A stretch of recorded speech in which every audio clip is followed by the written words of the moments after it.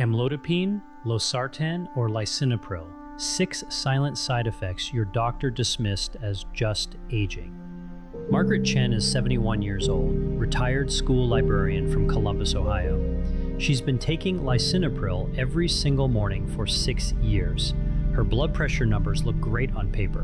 Her doctor is pleased, but Margaret is not doing great. She's dizzy by noon, exhausted by 2 in the afternoon. She can't make it through a chapter of the novel she's reading without nodding off. She tells her daughter, "I think I'm just getting old." Her daughter doesn't accept that. She insists on a second opinion. And when the new doctor reviews Margaret's chart, he doesn't change her diagnosis, he changes her medication. What he found shocked both of them. And what happened next is something every single person watching this needs to hear. I'm Dr. Michael Carter, and if you or someone you love takes Amlodipine, Losartan, or Lisinopril, this video could genuinely change the way you think about your blood pressure treatment. Here's what I believe after years of working with older adults. These 3 medications save lives. That is not in question. But the way they are prescribed, dosed, and monitored in adults over 65 is often dangerously incomplete. And the side effects many seniors experience are being dismissed as just part of getting older when they are actually the medication talking. Today, I'm walking you through 6 critical things that most patients on these medications were never told. And I need you to stay with me for all 6 because number 3 is a side effect that millions of people are blaming on aging when it's actually their pill. And number 5 is the blood pressure number that sounds perfect on paper, but could be putting you in the hospital. If you take any blood pressure medication, or if someone in your family does, subscribe to this channel right now, because what we cover today could change the conversation you have at your very next doctor's appointment. Before we get into the list, I want to give you a framework, a way of thinking about everything that follows. I call it the dose assumption trap, and it works like this. Pillar 1, your doctor prescribed your medication based on a clinical guideline. That is completely appropriate, but here's what most people don't realize. Those guidelines were built primarily on studies of 50-year-olds and 60-year-olds, not 78-year-olds with 3 other medications and a body that processes drugs very differently than it did 2 decades ago. Pillar 2, the dose that controls your blood pressure numbers on paper may be quietly creating symptoms you are blaming on age. Fatigue, dizziness, brain fog, swollen ankles. These are not inevitable parts of aging.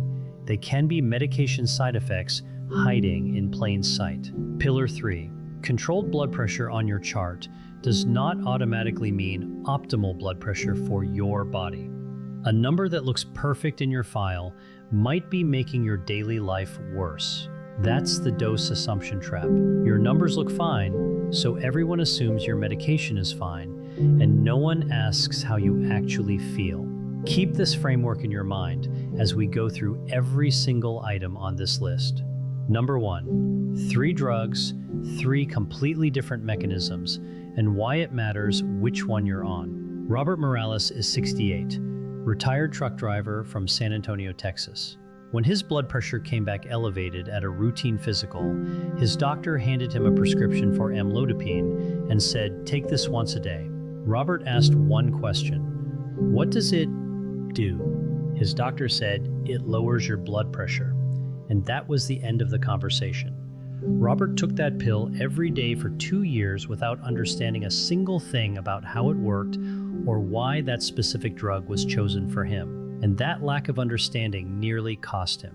Here's what Robert was never told, and what you may not know either. These 3 medications work in completely different ways inside your body. Amlodipine is a calcium channel blocker.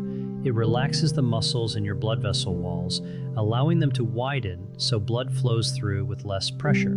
Losartan is an angiotensin receptor blocker, or ARB. It blocks a specific hormone that tells your blood vessels to tighten up. And Lisinopril is an ACE inhibitor. It prevents your body from producing an enzyme that creates that same vessel-constricting hormone. Why does this matter?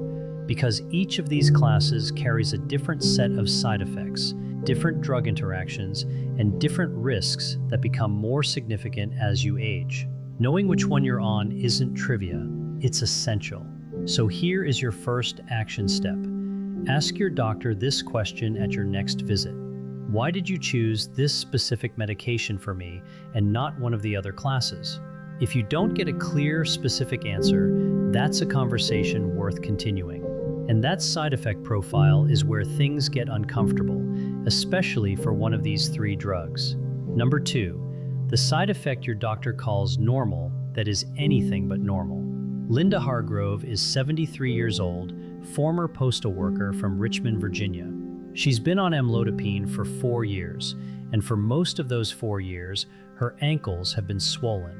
Not a little puffy, swollen enough that she stopped wearing the shoes she'd worn her entire adult life. She brought it up to her doctor at least twice. Both times the answer was the same. That's a common side effect. It's harmless. Don't worry about it. Linda trusted that answer.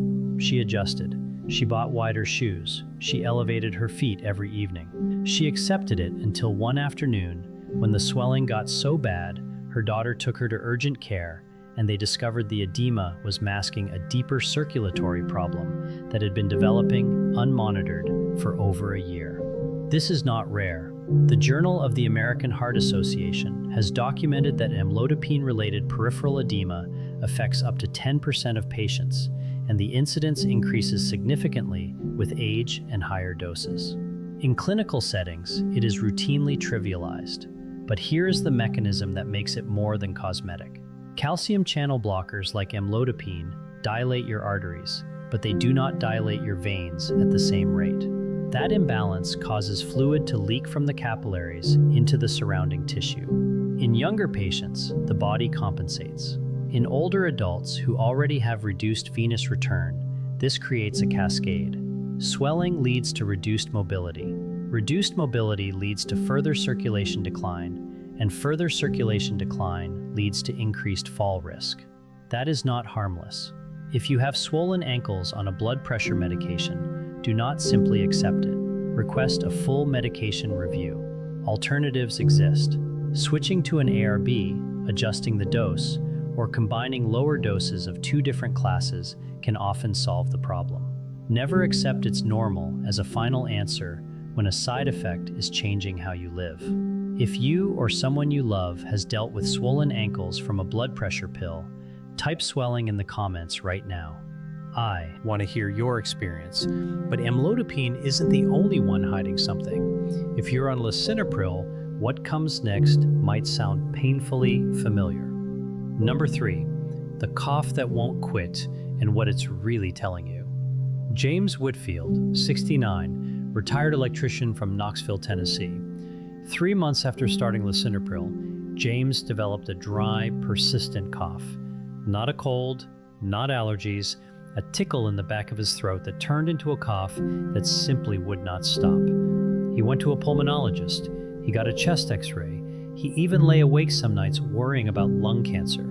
For 8 months, not a single doctor he visited asked him one simple question: what medications are you taking? This is not a rare side effect.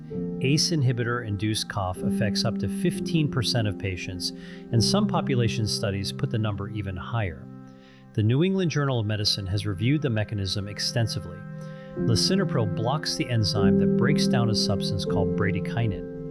When bradykinin accumulates in the lungs, it irritates the airways and triggers a persistent dry cough that no amount of cough medicine will fix.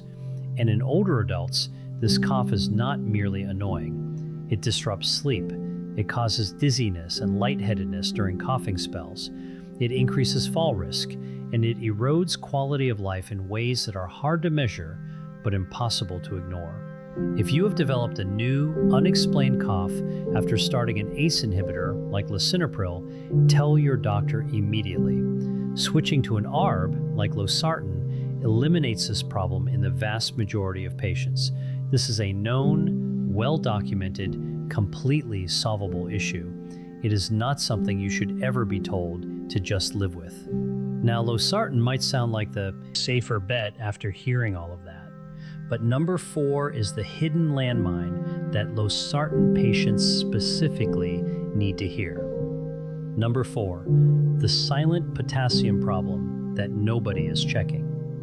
I'm not going to walk through a single case study for this one because the hospital data tells a story that is far more alarming than any one patient's experience. Both ARBs, like Losartan, and ACE inhibitors, like Lisinopril, have a well-documented effect that receives far too little attention in routine care.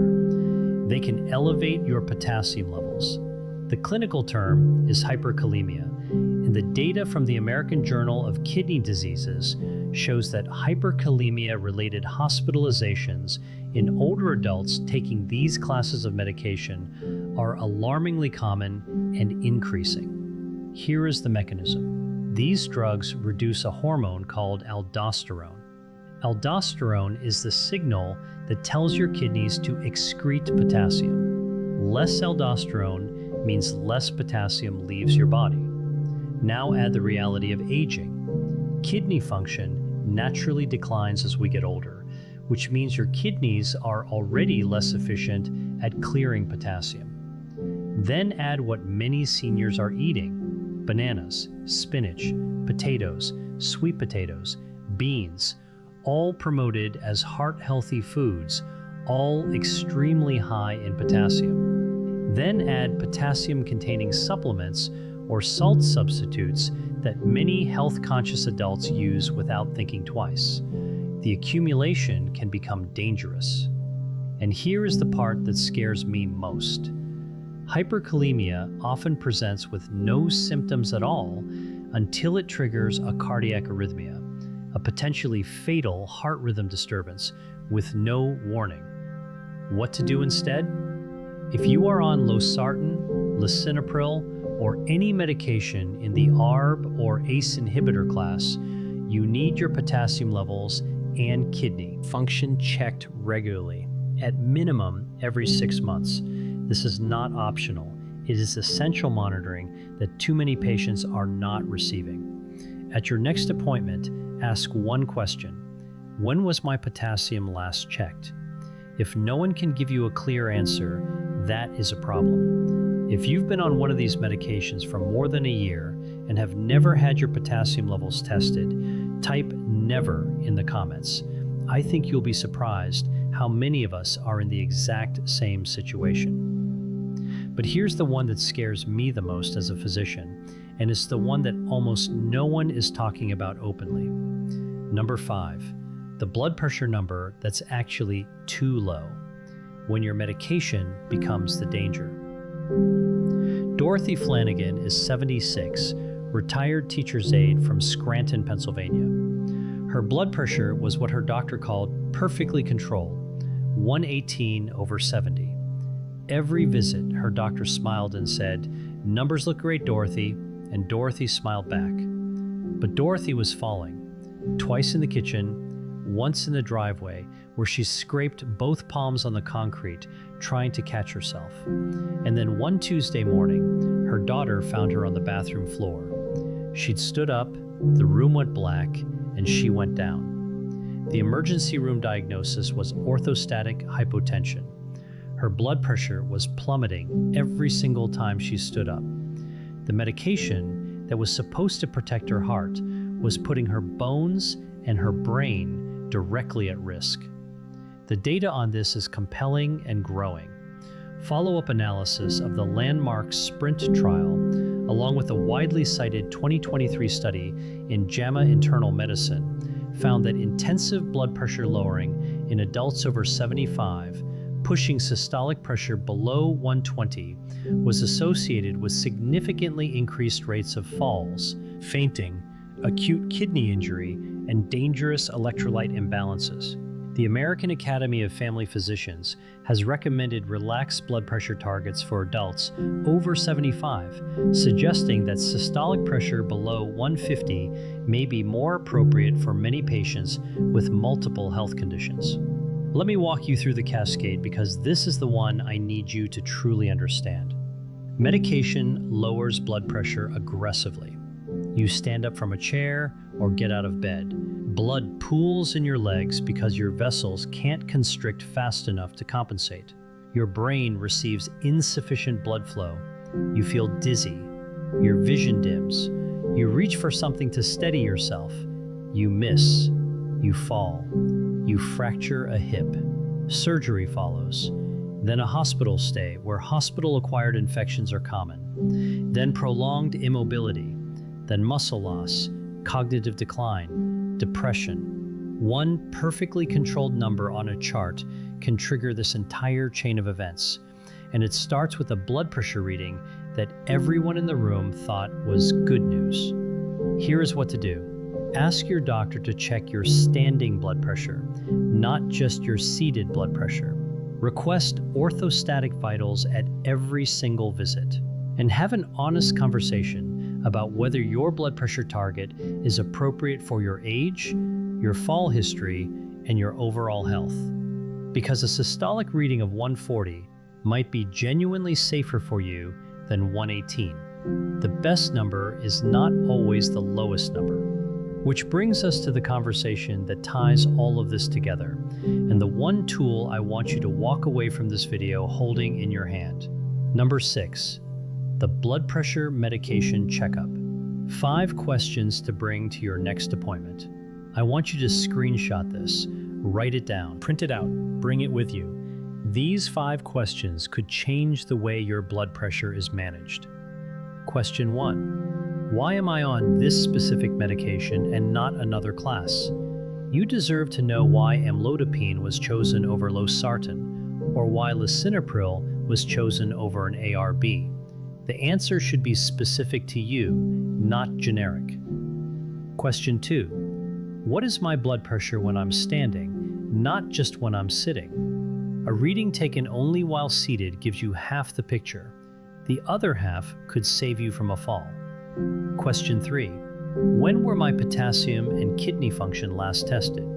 If you're on an ACE inhibitor or ARB and no one is monitoring these numbers regularly, that is a gap in your care that needs to close immediately. Question 4. Is my current blood pressure target appropriate for my age and overall health? The right target for a 55-year-old is not automatically the right target for a 78-year-old. This question opens a conversation that many doctors don't initiate, but will respect you for starting. Question 5. Are any of my other medications or supplements interacting with this one? Blood pressure medications do not exist in isolation. NSAIDs, certain antidepressants, potassium supplements, even some over-the-counter cold medications can interfere with or amplify the effects of what you're taking. Any physician who takes your health seriously will welcome these questions. They will respect you more for asking them. And if your doctor dismisses you for raising these concerns, that tells you something important about whether that relationship is serving your health. Let me come back to Margaret Chen, the woman from our opening who thought she was just getting old. Her new doctor didn't change her diagnosis. He lowered her dose and switched her medication class. Within 3 weeks, the dizziness stopped. The fatigue lifted. She told her daughter, "I feel like I got 2 years of my life back." Margaret's blood pressure is still well controlled, but now the number on the chart and the life she's actually living finally match. Here's what I want you to carry with you. A blood pressure pill should help you live better, not just live longer. If your medication is controlling a number on a chart, but quietly stealing your energy, your balance, your clarity, and your confidence, that is not treatment. That is a trade-off you never agreed to, and you have every right to question it. The best blood pressure for you isn't always the lowest one. It's the one that lets you live. If you are on any blood pressure medication, I want to hear your story. What are you taking? And has anyone ever sat down with you and asked whether it's still the right fit? Tell me in the comments. Your experience could help someone watching this right now who is going through the exact same thing. And if this video made you think differently about your treatment, share it with someone you love. Subscribe so you don't miss what's coming next. I'm Dr. Michael Carter, and I'll see you in the next one.